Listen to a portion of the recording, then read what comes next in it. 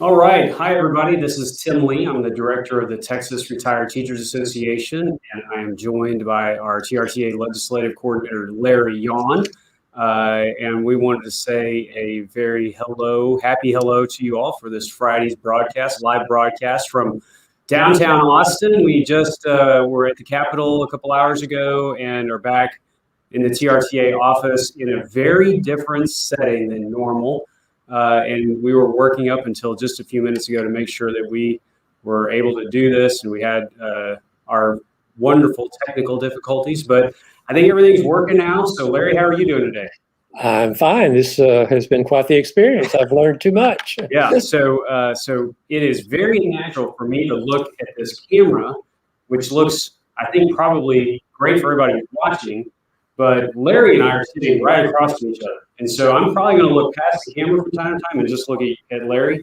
I will go ahead and remind everybody that we still have all of our safety protocols in place for TRTA, including making sure that we're COVID-free, which we always check to make sure before we go into the Capitol all the time. And so anyway, glad to be here. We have a lot on our agenda to talk about. And it's been a little bit of a journey since we've started really every week going through our Facebook Fridays and our social media. Thanks for joining us on Facebook and YouTube. And I'm going to make sure that I see our comments as they come in, and as we get viewers who say hello.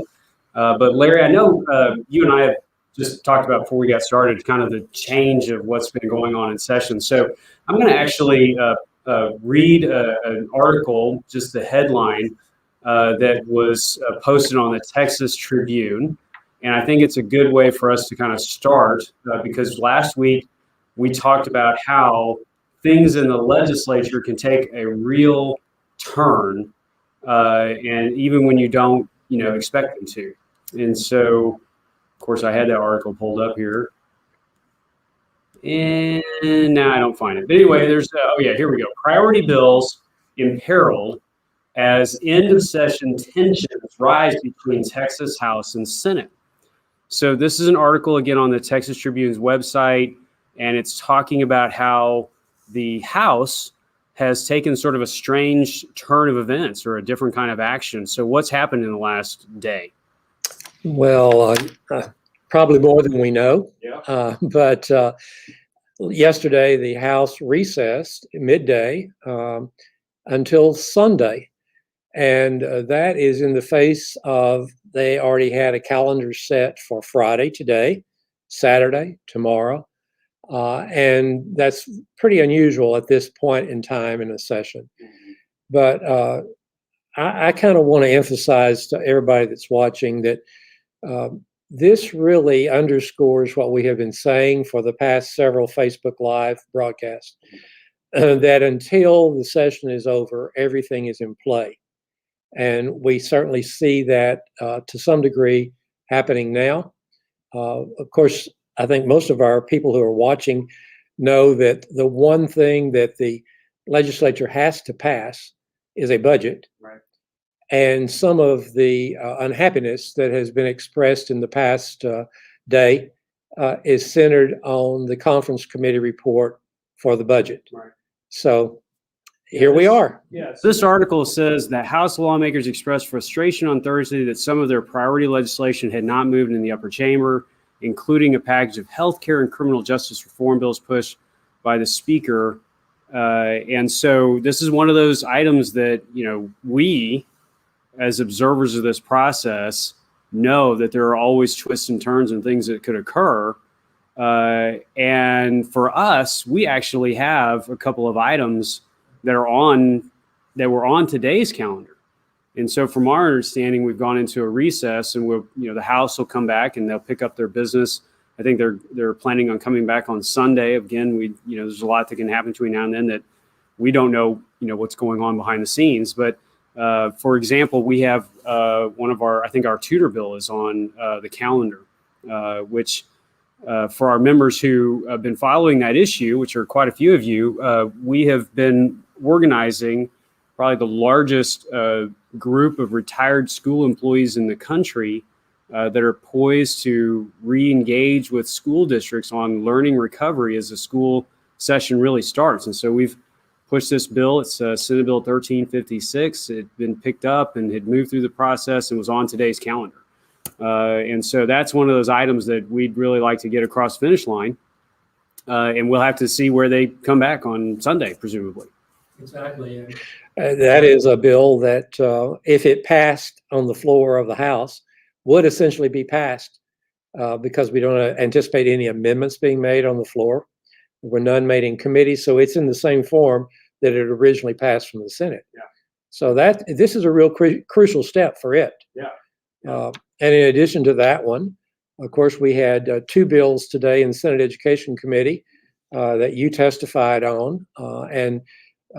When we left the Senate Education Committee, they had left those pending, but they received a pretty good reception in the committee. So I feel good about those two bills. Yeah, I'm going to come back and talk about those in just a second. Let me say hi to some of our viewers. I see Harold is here. I see Floyd is here. We've got Palm Valley retired teachers. We've got Carol from Odessa is here. Janet is here from Enos. We've got Ricky is here from Lamar Delta.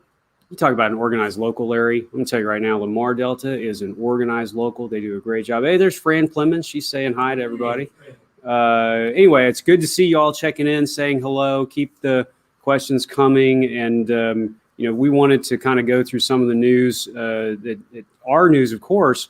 But as we get into the end of session, there's a lot of other news that's hitting. And so one of the other items that I saw coming across on one of the other news services, Larry, that we see is the Quorum Report.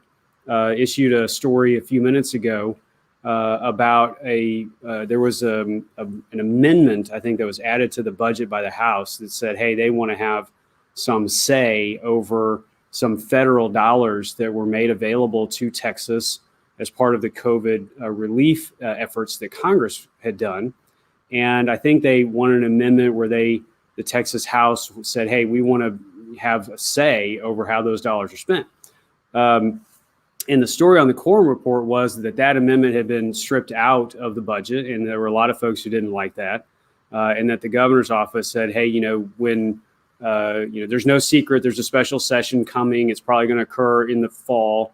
And I think he had indicated in a written statement that they were going to add the spending of those dollars in some capacity so that the legislature would potentially have a say over that. And all of that to say, however that plays out, what goes through my head is, what we may end this session without a supplemental payment or a cost of living adjustment, but it does make you start to think, if there's going to be a special session where there's going to be dollars that get appropriated, why not, have the conversation with the legislature and the governor's office about adding, TRTA's issue to the call, if that's something we can do. Well, I think again, it's one of those things that happens in real time that underscores the message that we've been trying to deliver, that you always live to fight another day, so to speak, to be certain that you never close every door to where your issue might be able to be addressed. And even today, Tim, we know that there were those legislators asking the question, if we come back in a special session that deals with finance of public schools in some form or fashion, does that not give us the opportunity to bring your issue? This was the legislature saying to bring your issue back up. Right. And of course, the answer is yes. Yeah. And of course, what we are trying to stress with everybody who's listening is we want them to know that our strategy always has to be flexible enough to be certain that those items that we have not yet achieved are inserted in the proper channel to become law. Yeah. Yeah. Let me read the statement just so everybody has it. I found it on the website. It says, this is a quote from the governor. This was presumably it was an email to members, and it got in the media. So that's where we're getting this is from media reports. It says, as everybody knows, I will be calling a special session for redistricting in the fall and have committed to Lieutenant Governor Patrick, Speaker Phelan, Chairs Nelson, that's Jane Nelson, who's the chair of Finance, and Bonin, who's the chair of Appropriations, and then vice chairs of those committees, which are Lucio and Gonzalez, Mary Gonzalez, I think. Is that right? Yes, Mary Gonzalez. That I will place the allocation of the nearly $16 billion in coronavirus state fiscal recovery relief federal funds on the same special call so that the entire legislature can participate in the allocation process in a way that best serves all Texans. And I know there are media folks and politicos, which you and I are neither one. I mean, we just follow this stuff because we're interested in it and looking for opportunities to help retirees that, people will probably try to parse what that means and what does that really look like. But it does give some indication for two things. One, we're at the end of this session. There's only so many days left that we have before the session is over. And then they're all kind of starting to look ahead to special session, which was presumably just a redistricting session, but now may include expenditure of funds. And so, I think that I know that retired teachers have a special place in the heart of a lot of elected officials. We see that by how many people signed on to two of the bills that we were really pushing. And you would like to think that some of those folks or all of those folks may articulate a message back to the governor or to legislative leaders and say, hey, you know what? Let's see if we can get a second bite at this apple. And we know that our own members, that the TRTA members, are aware of the fact that special sessions offer opportunities depending on what is on the call. And getting something on the call, becomes a effort that everybody has to participate in to make it happen or to get the support for it to be there. But again, the point is never count retired teachers out of a legislative session or of the opportunities that are coming after that session to work for the things that they know will make life better for retirees in the state.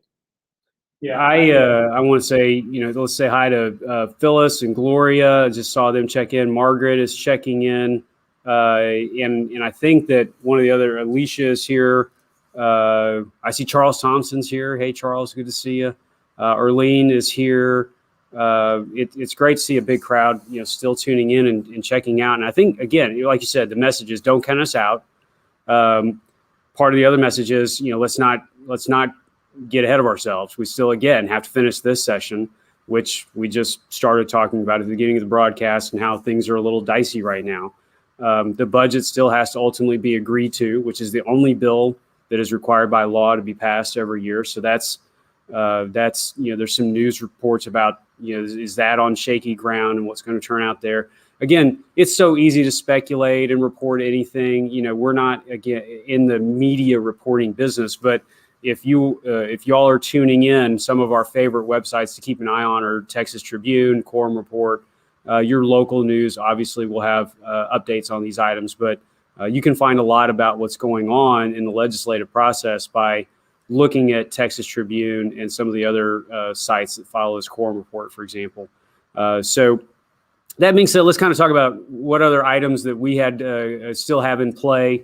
Larry, you mentioned earlier that we were testifying on a couple of bills. And the first one that we had in Senate Education this morning, and this is the second bill in Senate Education that we had. So I want to say thank you to Larry Taylor, who's the chair of Senate Education. He's been very good to give us time in his committee and let bills be heard. The one that we had up today was House Bill 2022. This is by our good friend Drew Darby. And Representative Darby wrote a bill that we sometimes internally call the golden ticket. The intention of this bill is to give a one-time re-enrollment opportunity for TRS retirees who were participating on TRS Care and who left TRS Care, Larry, when we made those big changes back in 2017 that really stopped the death spiral for TRS Care. So January 1st, 2017 and December 31st, 2019. So it's a limited group of people. But if you're one of the folks who said, who had information from your physician or from a hospital system in 2017 or 18 or 19, and they said, hey, we're not going to take TRS Care, and you left healthcare, you're 65 or over, you're Medicare eligible, you left the system, and then you found out later that maybe your doctor did take it, or your physician was taking it, I'm sorry, or your hospital system was saying, or whatever that case is, or if you just went to the marketplace and said, hey, you know what, I want to leave TRS care. It doesn't seem like it's going to fit my needs, but yet now I would like to come back. So this bill would allow for that one-time re-enrollment, and they will have until, I think, 2023 to decide. We'll put all of the bill specifics on our website so you can check that out. But this bill was picked up by Senator Joan Huffman, who has worked with us on many occasions. I remember talking to her about it, and she was very glad to pick up the bill and did a great bill layout today. This would help retirees over age 65 who may have left during those circumstances and might want to come back. So that was a legislative agenda item that your committee worked on, Larry, and I know we're advancing. Any thoughts on that? Well, yeah, a lot of thoughts. It is a bill that does not affect a whole lot of people, but it is a bill that is very important to a number of people. And the fact that we can include within our legislative program very broad-ranging bills, as well as those that are more specific that people have identified to bring to our attention, it's very important to me that we speak to those. I think you may have just noticed, as I did, that the sponsor of the sunset bill in the House, Representative Lambert, is on the call, and we want to say to him how much we appreciate him sponsoring that bill. Yeah. Chairman Lambert, I know that, first of all, we appreciate you following this issue. As a matter of fact, we have a whole item, which is House Bill 1585 and Sunset Bill recap, which we want to dig into. So, let's start with that, and we'll come back to some of the other stuff because Chair Lambert may not have a lot of time to keep it tuned. So, but let's talk about one of the major items that we had, Larry, this legislative session. I remember we pulled this document out a few minutes ago, which was our 2021 legislative priorities. Very at the top of a pension fund, and kind of our big three were ensuring pension funding, healthcare funding, and our whole sunset conversation. I mean, you don't get a sunset review of a state agency very often. As a matter of fact, I think it had been 15 years since TRS had gone through sunset review, and the sunset process yielded a number of areas that needed to be improved, and TRS participated in that process. They agreed to a lot of those things, right up front and saying, hey, we got to address these. And so I appreciate them doing that. And then TRTA had a number of other items that were important for us and for our members. And so I want to give a lot of credit to Chairman Cyrier, who chaired that process and really worked hard to make sure that we had the time that we needed. And then we started working very closely with Stan Lambert, who did an amazing job on the TRS items. Vice Chair Buckingham worked closely with us. Senator Paxton, a lot of other folks got involved in this pretty aggressively. And we have a whole list of items that were part of that sunset process. And so we're going to go through a few of those. And they're so broad reaching that everybody's going to have something here that's important to them. So one of the big highlights that we have from our sunset recap is that it's going to implement an outreach and communications initiative focused on providing all members information on planning for retirement and a revamp of the redistribution of benefit counseling materials and services. The plan requires stakeholder input in its development and must be reviewed every 5 years. So this is one of those items that our future members are really going to appreciate, that we stood in that gap for them and said, hey, look, we need to make sure that information is more understood, more available, and TRS is going to work with stakeholders to make sure that's addressed.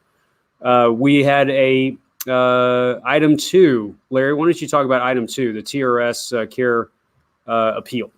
Well, this was a major request that TRTA members have brought to our attention over a number of years, over the period of time, I guess the last 4 years in particular, that they ought to have a way to appeal when their health care claim was denied. And the sunset bill, in its all-encompassing nature, was able to take care of that issue as it relates to an appeal process within TRS. So that now will become a matter of operational procedures, management type of things, and it's in the bill itself, and that that is outstanding. Yeah. I think it's a lot of people also will be pleased. I'm going to jump ahead to one, and then we can come back to the others. But I want to steal some of your thunder. I want to jump ahead to the fact that a lot of people have been wondering, just exactly what are the bonuses that are paid over at TRS, and the way salaries are reported. Some of the time, you weren't able to really determine what the actual remuneration of a person was receiving. Yeah. But this bill does ensure that those bonus payments are public record. And we will now, anybody will now be able to find, if there will, what salaries are actually being paid in the agency. Yeah, no, that was our members want to know. I think our members support having, obviously having quality folks come in and do the investments and handle that.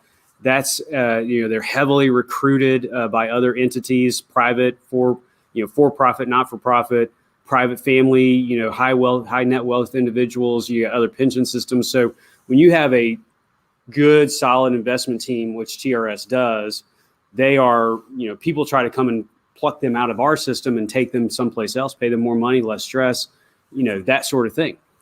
So part of that bonus philosophy is let's find a way to keep the men and women over there who are doing all this work to make a lot of extra money. But at the same time, let's be transparent.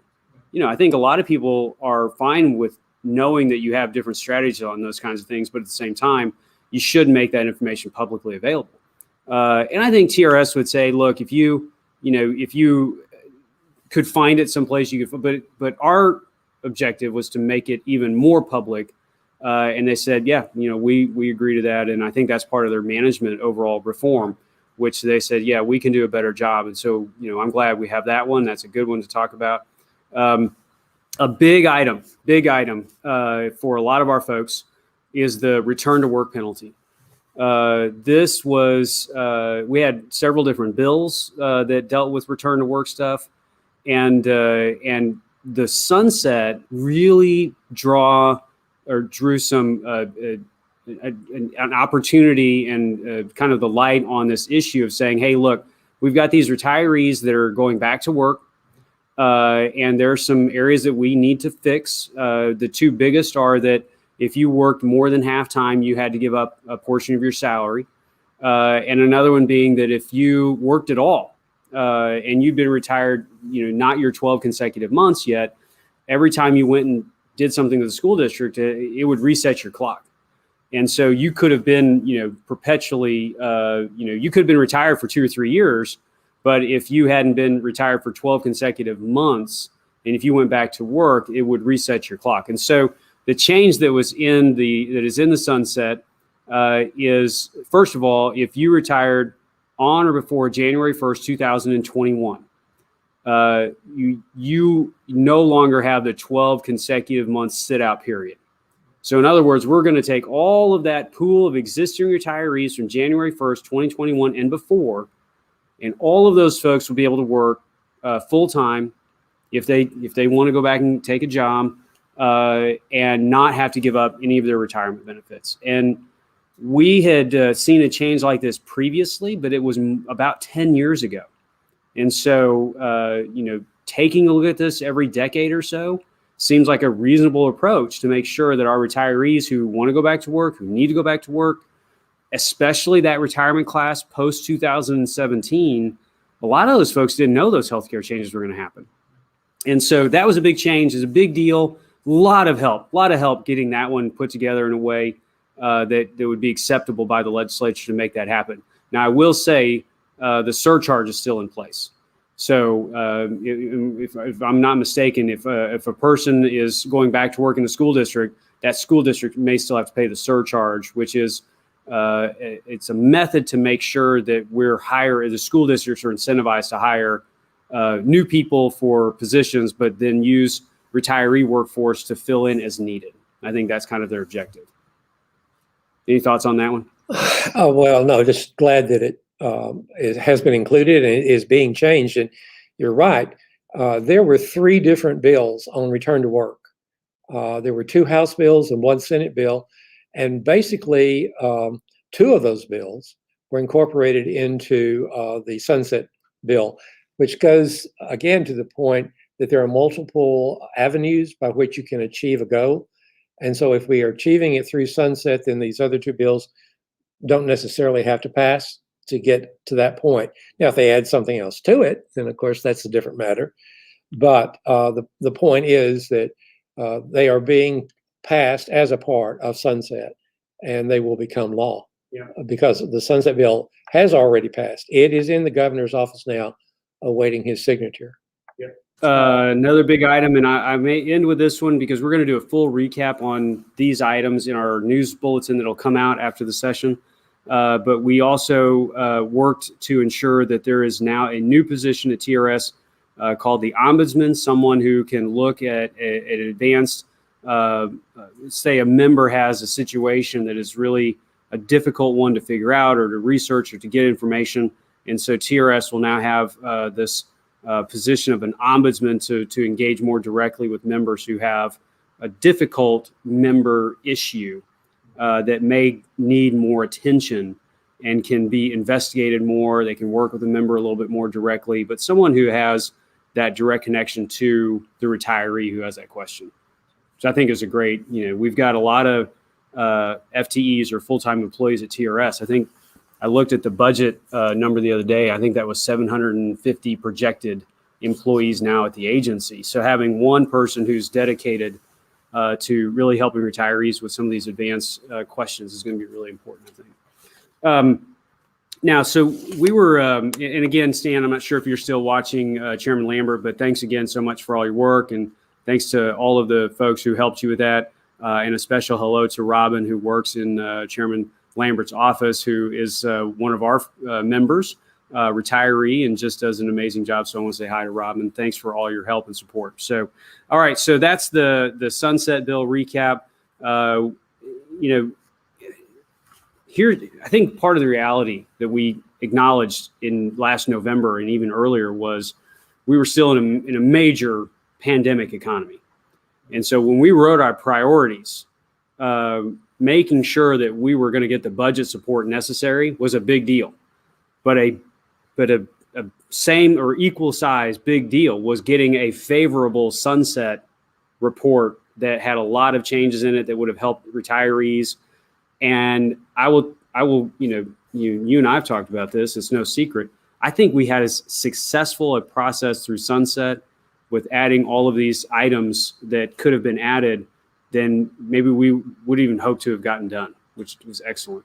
I think it's a correct statement. And I think it's very important for the membership, our membership, to understand that the types of things that we have just been discussing rolled into one bill, they are not the high profile things that we really have to spend a lot of time on. We have to explain to our membership about, how we can go about affording a COLA or how we can go about getting the COLA passed. Those take a lot of time and a lot of involvement, a lot of explanation. And here we have one bill that rolls into it maybe decades of complaints that we have heard that need to be addressed. And they're kind of down in the weeds. And still, that bill progressed through. That's really part of the reason why there was ever a Sunset Commission established. And I remember when that Sunset Commission was established. It seems like to me it may have been back in the 90s or late 80s, somewhere along in there. But that's part of the reason it was established. And I'm glad that we have it. The sunset on TRS was delayed for a number of years, but it has occurred now. And it has addressed issues that our members have brought to our attention over a decade or more. Yeah, and I want to also say thanks to Chairman Lucio, who took this bill on the Senate side. His staff, Chris, was a great asset and resource to help us. So again, thank you to all of those involved. That it really is it's a major accomplishment, and I think that either TRS or the legislature, or TRTA, it really did take everyone to get that much done with that one process. And I think you're right. It shows the organization of our grassroots. that they were a part of this process from the beginning until the end. And so this is a bill that's been sent to the governor and has completed its part of the process. And so, we're really excited about that and happy that we can move on. So let's and y'all, I'm not going to ignore it. I see the comments that people are saying. They still want to know more about what happened with the COLA, what transpired there. And Larry, you and I have committed, as has our president of TRTA, that we will do a rundown of what transpired with the COLA, what we think could be improved to try to help retirees. And we're not going to walk away from our members' concerns on that. We know you have concerns. We have the same questions that you do about some of it. And we're going to make sure that, to the best of our knowledge, that we represent that factually and fairly, but directly in dealing with it, with your questions and concerns. So just continue to provide us the time necessary to really move through the remaining part of the session. And as we get through it, after that's over, we'll come back and have those discussions. I think that's probably your same belief, isn't it, Larry? It is. The only question in my mind is exactly when we have the opportunity to present it again. Yeah. And my hope is that, as some of the comments have highlighted, that there is a special session in which that can be considered. And I know for a fact that there are members of the legislature who are looking to the governor to add that to the call. So, let's keep the faith, let's keep working, and let's make certain that before we're out of here, that that becomes a reality for the future retirees. Yeah. All right. Well, let's. We've skipped around a little bit, but I'm going to go back to my list. There was one other bill that that I wanted to mention that we were testifying on this morning. That is House Bill 3207. It's by our good friend Abel Herrero, and has been picked up by one of my best friends in the legislature, and has been a speaker at various TRTA events. I know he came to our San Antonio convention and is just an all-around strong supporter, and that's Jose Menendez. Senator Menendez picked up 3207. This is a bill that when you have a disaster declaration, retirees might be able to go back and work with a school district without penalty or surcharge. And so, I've become far more familiar with disasters, natural disasters, than I ever wanted to, because it means it sure seems like it, but we have, we've developed quite a response team with our foundation. And I want to thank, there are a lot of viewers that probably would rather not be named, but they have been strong financial contributors to our foundation, and specifically for our disaster relief. I get emails, I get cards, I get phone calls. When we give direct financial relief to retirees, we learn about how a natural disaster has affected them. And we hear about how they affect schools. I remember, one of the first disasters that we dealt with, which wasn't really a natural disaster, it was the West plant explosion. And we helped a number of the schools that had been damaged by that explosion in West Texas. And in this bill that was passed, or that was left pending but heard in committee today, has been passed out of the House, now in the Senate, would give another tool to school districts to engage with retirees who might go back and help during that disaster declaration period of time, and provide teaching or other resources, help, without being penalized or have surcharge costs applied to them. So it's a great bill, and one that I think it just seems like it makes sense. So much sense that it was hard to believe that somebody hadn't passed this already. But it may have its day now. So I think that's a good one. Absolutely.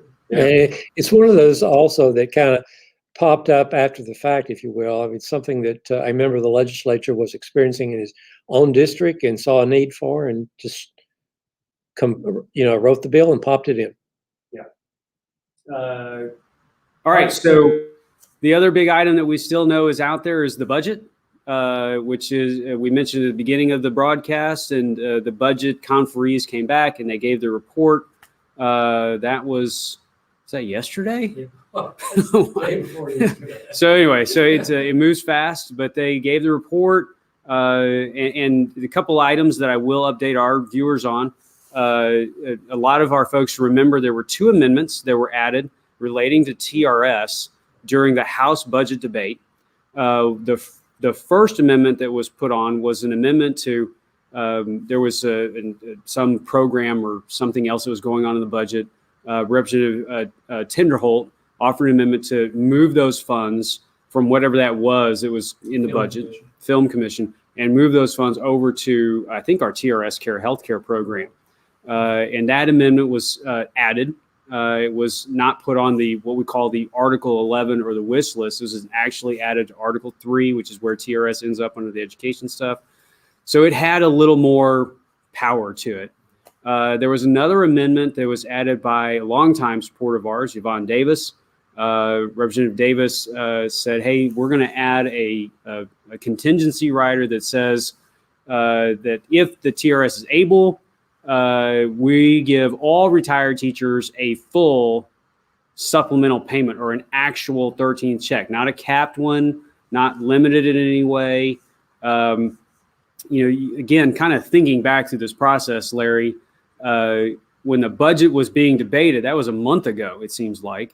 There were still options on the table. We were still talking about whether or not we could advance the COLA. We didn't get, to that wall where we couldn't get it any further yet. And we had all options on the table. And so when she added that amendment, it was one final possible opportunity for retirees to end the session with a little extra financial help in their pocket. And so what we found out was that the conferees, unfortunately, agreed to remove those 2 amendments from the budget, which means that the funding that would have gone to the Film Commission or whatever was going to will keep it. It will not come to TRS Care, and that one amendment about the supplemental payment was removed, meaning that the budget does not have any additional financial payment, either COLA or supplemental, to retirees. What it does have is the money that the legislature committed to paying TRS for our pension trust fund through what was last session Senate Bill 12, right, which is a substantial amount of money. Because if I'm not mistaken, the legislature last time committed to a plan where over a period of time, we would see the amount of contribution going up a little bit at a time. That's correct. But the other portion of it was they increased it last session, but they used the rainy day fund, yes, to pay for that. Right. So this time around, they actually had to put it all in the budget, right? Yeah, the rainy day fund was a one-time dip for funding our program. So when they come back this session, they've got to find a place where they can get that same amount of money, and that place is the government general revenue, the GR fund. So it increased the funding they had to provide for TRS, right, out of GR. Yeah. So in total, we asked our all things financial guru, Ronnie Young, who used to be the director of TRS and then retired and has come over to work with us on foundation and other activities. And just to calculate how much dollar-wise was that in budgetary outlay, which is more than $1 billion. And so that's new money in the budget that flowed into TRS. And I'll say it, and I think a lot of folks are going to agree to it, but also kind of say, well, it didn't really pan out. The first part of ensuring that retirees will be able to receive a cost of living adjustment is having a system that can amortize or pay off its unfunded liability within 31 years.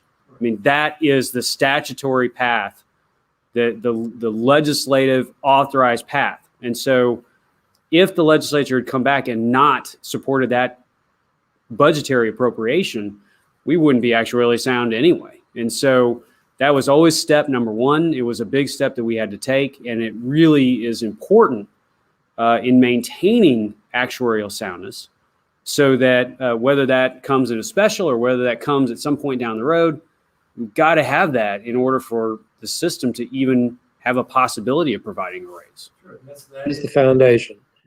And if the foundation is underwater, then we're not going to be able to build the house. So we've got to maintain that. There's no question about it. And that was our first goal in our legislative program.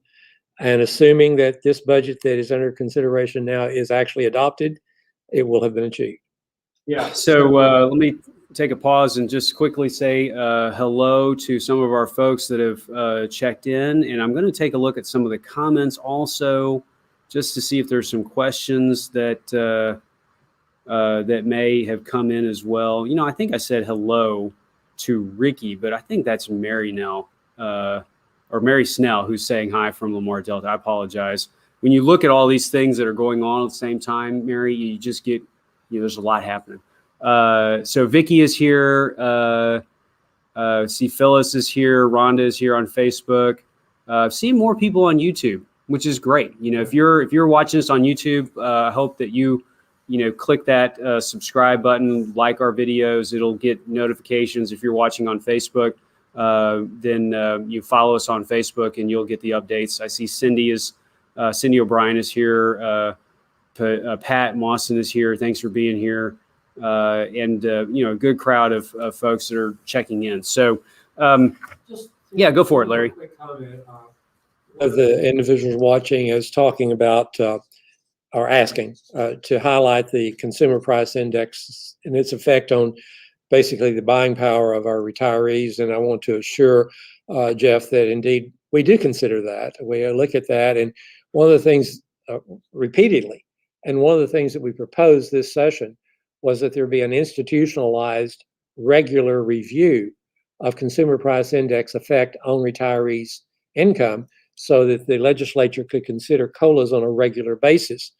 That particular effort did not get off the ground, but however, we are hopeful that there may be an interim study on that, and if there is, then we will be participating in that. But just, Jeff, just to let you know, we're right there with you on what you're saying. Tom Rogers is one of the TRTA members that I think of immediately when we start talking about the CPI and the Consumer Price Index. As many of our members who've been TRTA for a number of years know, we worked on a project called the Consumer Price Index Catch-Up Plan. That was the mid-'90s to the early 2000s. A lot of people say today, I would say whisper, but that's not the right way. They say loudly, it's time for another Consumer Price Index catch-up. I mean, the fact of the matter is prices are going up, and you cannot deny that. And Tim, one of the things I think is really important for anybody that works in the arena that we're in right now to understand is that CPI catch-up program that Tom Levon, his wife, Mike Lair, bunches of people worked for, that program was enacted over 4 legislative sessions. That meant one session after another cooperated with the decisions that the previous legislature had made to ensure that the commitments that they were working toward were met. So we have to establish that same type of atmosphere with legislatures that are in session now and that will come in 2 years. We've got to be able to build on that with the people who are going to be here in 2 years. Well, it's so important for our grassroots to remain strong. Tom Pritchard and others who were involved in that, we are better off today because of the work that they did those years ago. And I think that it's important to say that our active teacher community, who may be tuning in and watching this, your livelihood is better today, or is going to be better in the future because of the work that the retired teachers are doing today. We're all in this together. We are working together to ensure the integrity and maintenance of this TRS plan, which includes and should be viewed as a best practice to make sure that retirees can afford to go to the grocery store and that they don't go 17 years without a cost of living adjustment, which is a really, I just know that legislators think about this just like we do. Their own family members are TRS retirees, and so they want to help them. And we've got to find that path. We just have to find the path to get that help as quickly as possible. we're not going to give up. We're going to keep fighting. We're going to keep working on it. We're spending a lot of time talking to our elected officials about how 95% of all of the dollars that are appropriated in Texas pensions stay in the Texas economy. People don't save those dollars. They spend them on goods and services by going to the doctor and going to the store, paying for gas and helping support the Texas economy. That same percentage, that 95% number, those are the folks who don't have full Social Security benefits. They're affected by the windfall or the GPO. Those are two items that we are absolutely caring about. Roy, I'm not sure if you're able to put on the screen right now, but last week we announced a partnership with our friends in Massachusetts and the Public Retiree Alliance, which is supported by TRTA. It was Larry, what did we have? That was the letter that we were having people sign on to and say, hey, we support. It was a petition, the petition to get more people to support the WEP. I will tell you that we're working closely with our friends and this other stakeholders in Texas to try to advance this issue. There have been some reports this week out of Washington about Kevin Brady talking about other kinds of Social Security reform and other pension reform. But we looked at those items and they didn't include the WEP or the GPO. TRTA believes that it is unacceptable to move other kinds of pension reforms without including WEP. And I know that Kevin Brady is a strong proponent of fixing that, but I am proud to say that the number of folks who participated on that petition, I think, doubled after our conversation last week. So let's keep those numbers rolling in. Let's keep those numbers going up and up and up and up, and let's double it again. So share that link with everybody and get more people involved in that petition. Tim, just to be crystal clear, you're telling the people that are listening to this today that we are in the process of establishing the foundation in Washington now to make certain that when the time comes, every congressperson from Texas will have signed on to be a co-sponsor of the WEP reform bill. That's correct. Okay. So how do they do that? They're going to have to make sure they phone call and email and talk to those members of Congress, let them know that there's a bill out there that we support, ask for them to sign on. It's a new Congress. And so just because they signed on to the bills that we supported last time doesn't mean they're signed on this time. And so we've got to, re-up those efforts and get our two senators to sign on as well, and make sure. You have an inside line and that has a little click here and tell your congressman. Okay. Yeah. So we're ready to re-engage on all of those efforts, and we're moving ahead. And so we hope that you will join us in that process. Tell your friends and family. That's what we're working on. We're talking to my friends in California about a week ago. We think that we have a creative new, potential new solution on the GPO. And a lot of people say, you always talk about the WEP. Why don't you talk about the GPO? We are working on the GPO at the same time that we're talking about the WEP, and look forward to bringing some good news to everybody about that. There's a lot happening. There's a lot of fight left in this organization. And I've had some folks who said, hey, I'm just not sure why I'm a part of that TRTA. I'm not sure what all of those letters did. I'm not sure why we sent all those emails. It is very easy to become agitated and discouraged. But I also am a big believer in not giving away my power or y'all's power to some other entity or organization or group who thinks that if they can beat us and we choose not to unite and join together and fight, they win. And so I am just not interested in handing that power away to anybody else. So we have to be in this process. We're going to continue to do it. That's the way we get things done, and we never give up. And so that's what we're going to do. So to take what you just said and apply to Gloria's comment, I'm sorry, not Gloria, Annie's comment. Yes, you're going to send them a link and they're going to know exactly how to contact someone to tell them to sign on to the bills. You might even tell them in the link what the bill number is and all that type of thing. Absolutely. Now, the important thing, though, that I want to add on to what you said is we still have 10 days in this session.